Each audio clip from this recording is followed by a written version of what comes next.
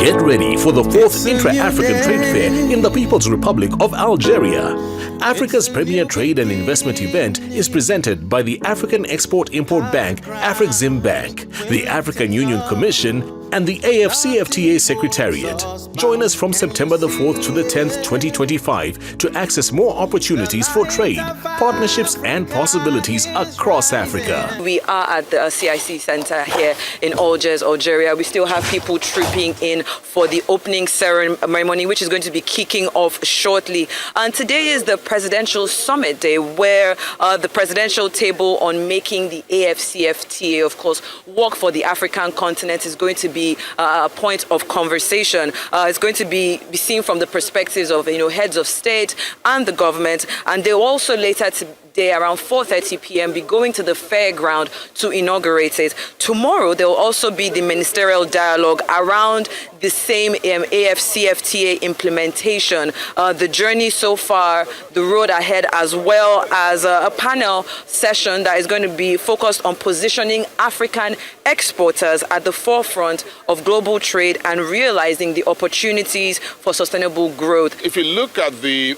last 8 years, it has helped us to have a focused direction or horizon, as it were, when it comes to intra-Africa trade. And I think the whole intra-Africa trade and the AFCFTA do come together very nicely under the umbrella of the Afrexim Bank.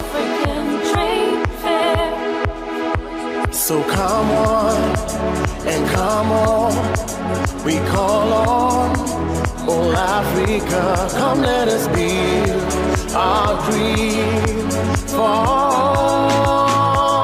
The 4th edition of the Intra-African Trade Fair held in Algiers last September was appropriately weaved around the theme of using the fair as a gateway to new opportunities. Now let's hear from some of the high-profile speakers that headlined the opening ceremonies. A few of the milestones that the biannual event have presented to Africa in terms of trade, investment, and deals. The Intra-African Trade Fair has emerged as the most important trade and investment gathering on the continent.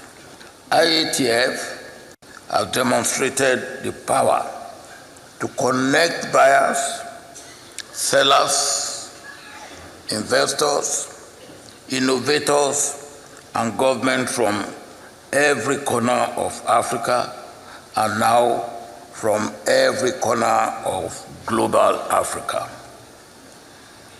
IATF has become the engine accelerating trade expansion and investment flows throughout our world. The previous 3 editions generated combined trade and investment deals of more than $120 billion. The Intra-Africa Trade Fair is the AFCFTA marketplace, where business, investors, governments, and innovators convene to transform policy into action. Since its inception, the IATF has enabled our businesses, our economic operators to expand market access, to showcase African products and services, and to attract much-needed investment. Above all, it has become the marketplace where partnerships are built, deals are executed, and regional value chains are further strengthened. The results, of course, speak for themselves since the first edition. In Cairo 2023, the 3rd edition of the IATF attracted nearly 28,000 participants and almost 2,000 exhibitors, generating trade and investment deals worth over $43 billion. Here in Algiers, we commit to surpass that figure, not because we're in competition with one another, but because as Africans, we strive for perfection. As we gather in this beautiful city of Algiers to mark yet another significant milestone in our journey towards attaining Africa's economic emancipation through intra-regional trade and investment. We must remember the trials and tribulations that gave us political freedom and paved the way for the new journey we have now embarked on. Algeria, and indeed Algiers, was one of the epicenters of the struggle that helped shape Africa as a free and independent continent.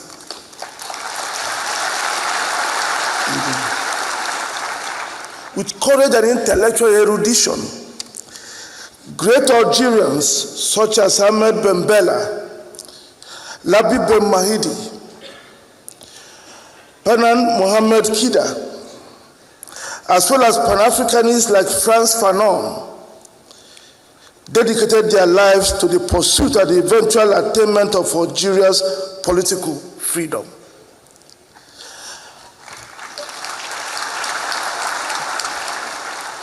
And today, under the leadership of His Excellency Abdelmajid Tebboune, President of the People's Democratic Republic of Algeria, the country is experiencing an unprecedented economic transformation, the benefits of which are now extending to different parts of Africa, setting the stage for Algeria becoming the proud and worthy host of the 4th Intra-African Trade Fair.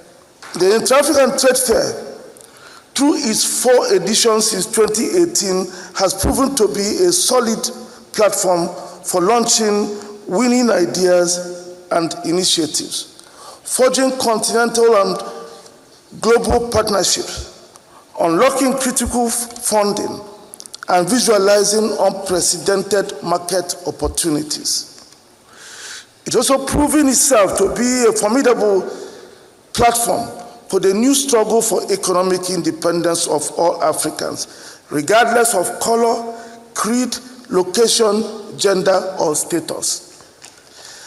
The participation of Afreximbank, other African multilateral financial institutions, commercial banks, insurance companies, and other financial institutions remind our people with solid bankable that they too can dream big and expect the dreams to come true and not end in a pipe.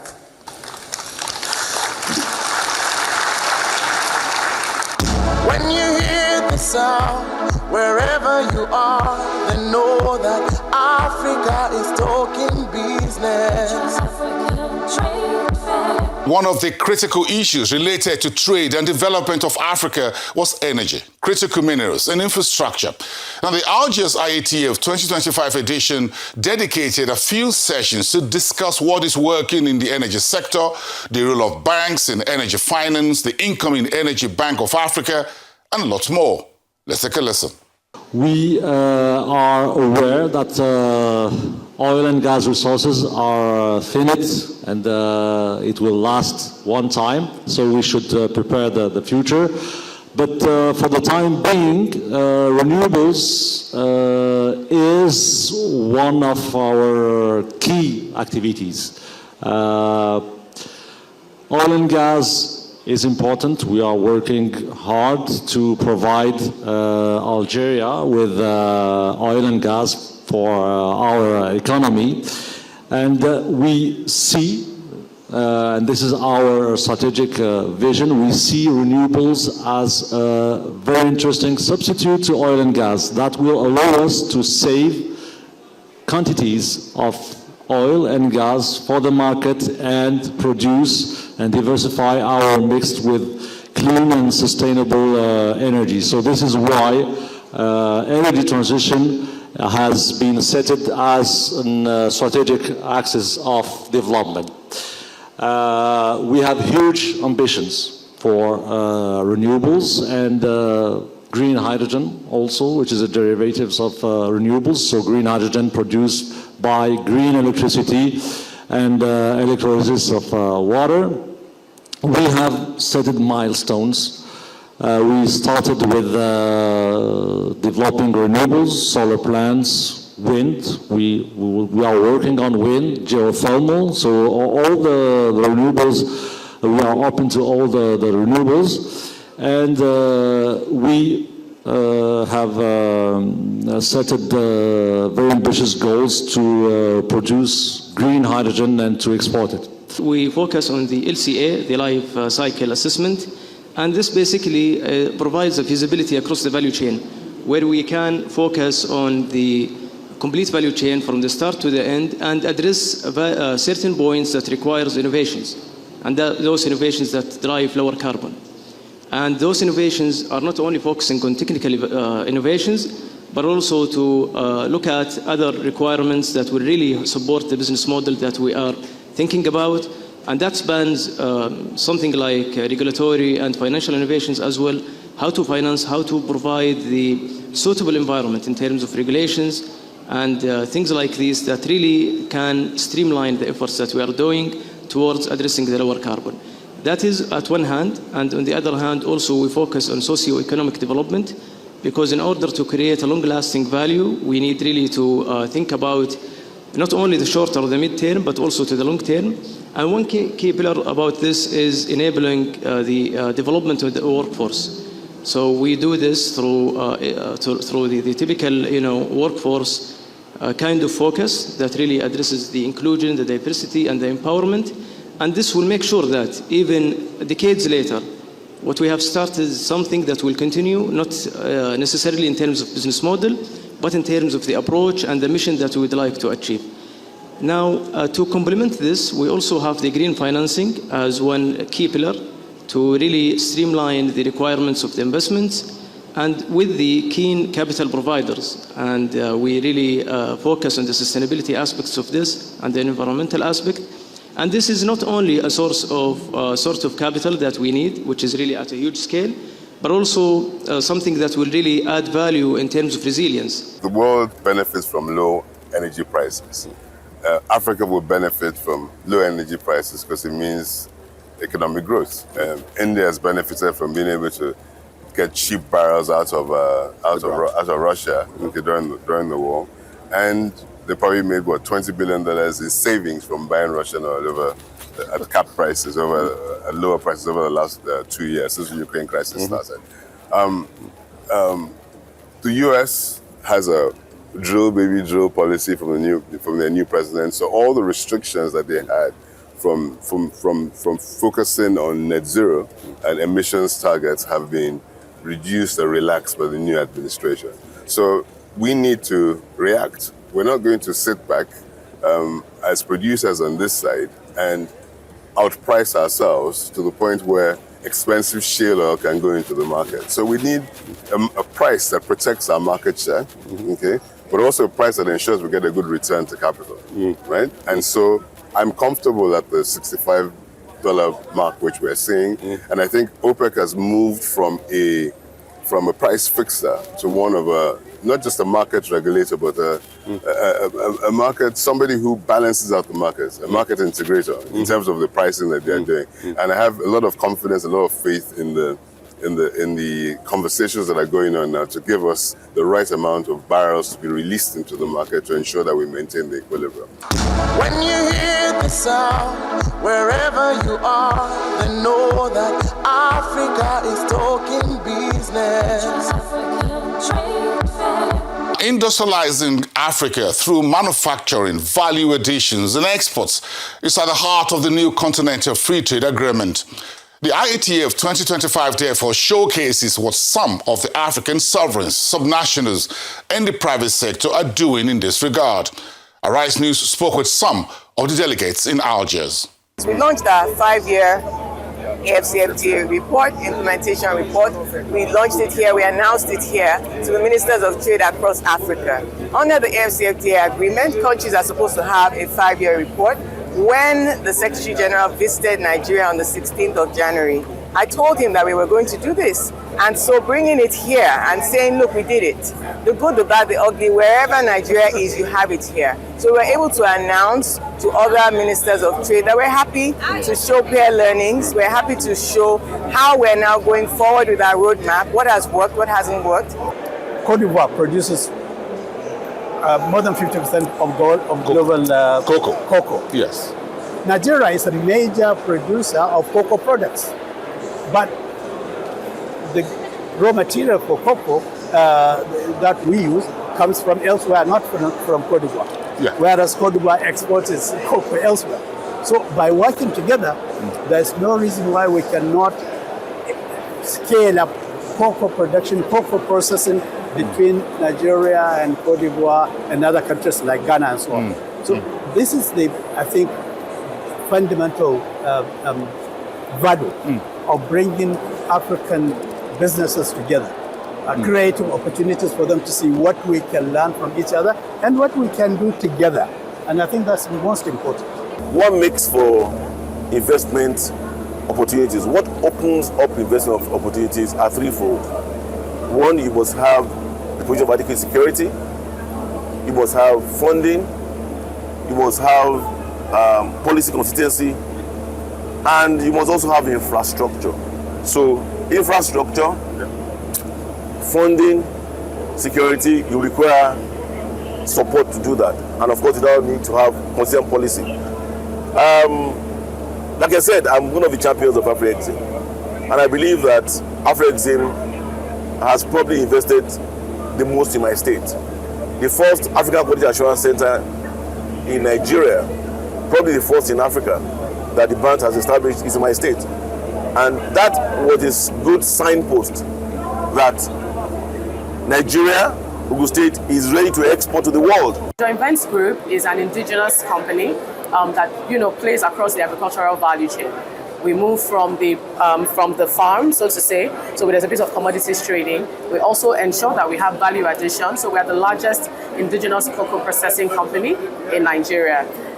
In addition to that, we also move beyond just processing, which we export. We also do what we'll call forward integration. So we have some products that you see in your supermarket that, for example, we have our pure cocoa powder. We also have chocolates, which are all produced, manufactured. All the employees are all Nigerians. It's been interesting. In the last 18 months, we've had quite a few development finance institutions support us. We got some funding from the IFC. We got some funding from British International Investment. We've also received some support from AfriExim Bank, one of the reasons why we're here. We've received support from Nexim, from BOI. It's been an interesting journey for us. We believe that there's still more to come, so you're still going to hear a lot about Joint Vents, in the coming years, so to say. But it's been a great journey so far. AfriExim supported us with what we'll call working capital. So we have a trading line with them, and essentially they allow us to procure our beans, process the beans, and sell them over a certain period of time. And this has been very supportive, because you can imagine that getting funding in Nigeria can be really expensive. So from them, it's been what we'll call sort of a more supportive rate. And for us, that has really been a key in driving this business forward.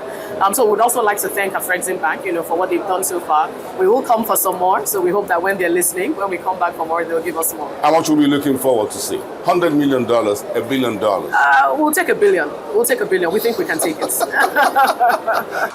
When you hear the sound, wherever you are, then know that Africa is talking business. Let's bring technology and innovation into the conversation of intra-Africa trade, especially what digital trade brings to the table in accelerating a borderless Africa under the AFCFTA. The example that I have had doing trade on the continent of Africa comes from my area, the ECOWAS, the Economic Community of West African States. If you have tried bringing in goods from, say, Nigeria through Cotonou, Lomé, Ghana, the borders that you have to go through, the documentations that you have to unleash to customs officials and all of that, the monies that you have to pay. Now, a typical example is an assignment I undertook when I started my work at the Ghana Ports and Harbors Authority as a PR officer at the time, senior PR officer at the time. I took an investigation on the corridors, the eastern corridors, the corridors of Ghana hitting Ouagadougou, Burkina Faso.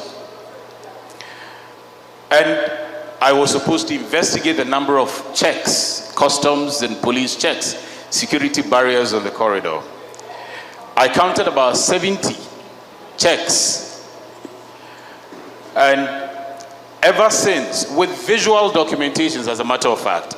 Now, beyond the police checks and the physical barriers that people or traders would have to engage before they take their goods to Ouagadougou, you would also have to pay monies to the security officers before you get there. So few entrepreneurs who have engaged on that corridor have lamented about the expenses that they have to make in getting this business done. Another background is I'm coming from Accra, Ghana, here to Algeria. So when I was told that I was coming to Algeria, I looked up Algeria. The neighbor to Algeria is Niger.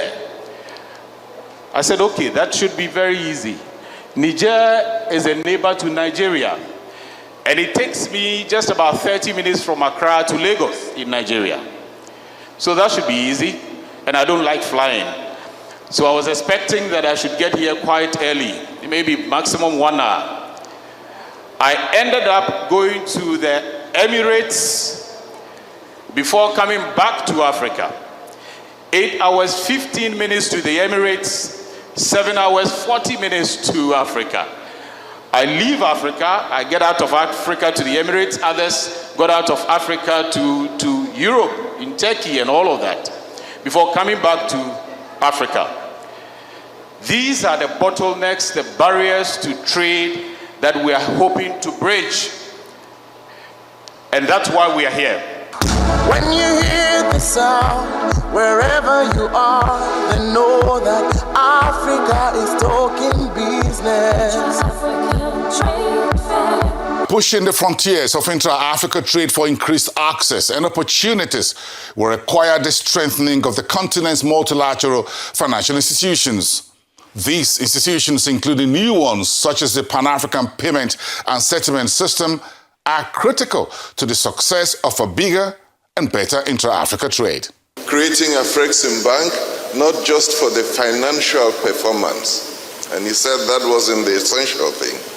The essential thing was to take African trade to the fore. Now, how do you take African trade to the fore unless you have something to trade? You have to get there. And so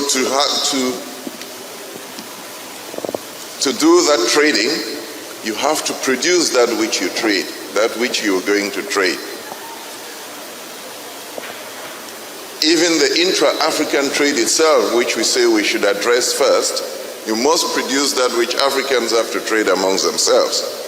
But the critical thing about producing what you trade is that it also helps you to process.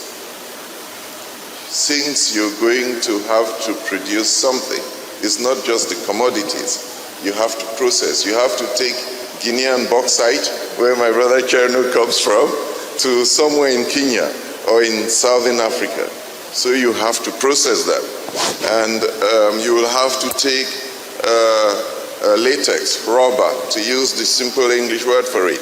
You'll have to take rubber from West Africa, from Cote d'Ivoire or from Cameroon, and perhaps to Egypt. But you are not going to take it raw, you have to process it. When you process it, you add value. When you add value, as they say, you create wealth. The number one priority for multilateral financial institution to deliver on Agenda 2063. What all does beyond Agenda 2063 is actually infrastructure.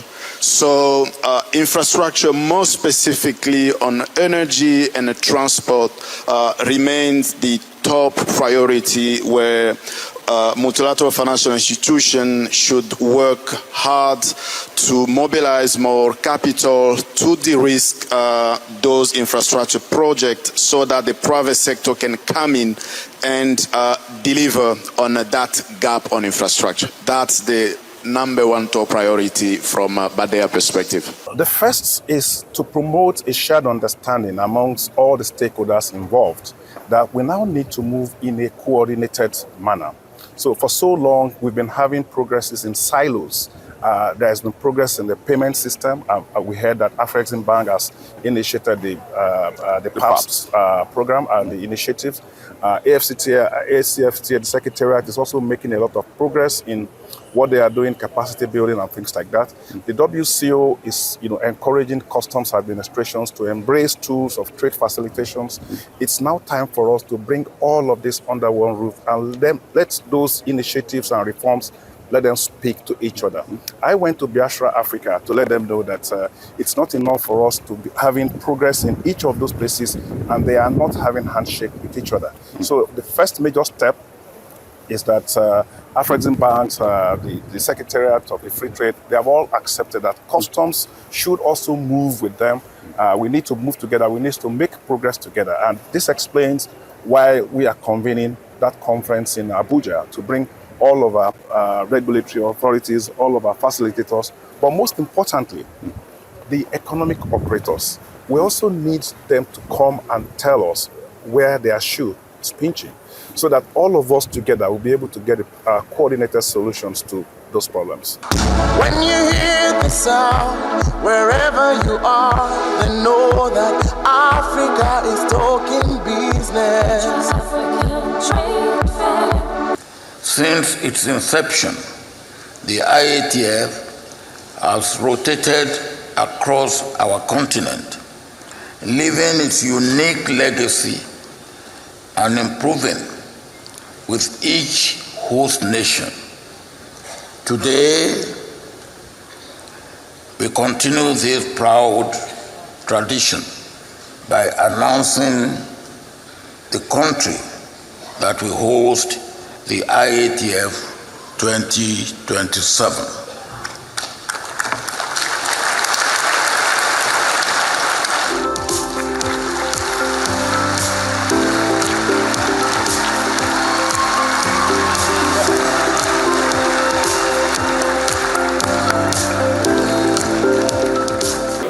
Great. It was a lot of hard work. The bid was a very competitive one, and we put in a lot of work. We must thank Mr. President for approving, and the governor of Lagos State. The Lagos State team was phenomenal. You can see I'm here with Nexim, Export Promotion Council, Trade Fair Complex. It was a huge collaborative assignment on a national level, and we're glad that we said we would do it, and we brought it home to Nigeria. It feels like the World Cup. Yes, yes. It's literally the World Cup of trade fairs. This is the biggest trade fair in Africa. It's like hosting the World Cup or the Olympics, the level of which we have to work all across the government, with private sector and with Nigerians. We are actually excited and happy that yes, come 2027, we'll be hosting the Intra-Africa Trade Fair in Nigeria. And we're excited, we're happy to welcome other African countries in Nigeria for us to promote our product and services, and for Nigeria to also be part of this event that is coming up in 2027. For this year, you've been here since the fair started here in Algiers. Absolutely, yes. Talk to me about what you see about the energy, the interactions so far. Yeah, it's quite exciting, amazing for people who, of course, have come from other parts of the continent to showcase their products, their services, and also to share ideas, to talk about the intra-African trade activities within the continent. And you can also see other global investors also coming around our trade fair activities pavilion to share ideas and also to exchange knowledge of what is happening in other parts of the world. The excitement that greeted the announcement of Lagos as the host city for the 2027 edition of the Intra-Africa Trade Fair was resounding in Algiers. Now, considering the huge milestones of the deals being signed, the business-to-business discussions, the government-to-business cooperation and partnerships, it is expected that the IATF 2027 in Lagos will bring on even greater achievements across all the 25 economic subsectors that the next edition of the show will focus on. From the Arise News studios here in Lagos, we warmly welcome all of you to IATF 2027. I am Bosun Amofaye reporting.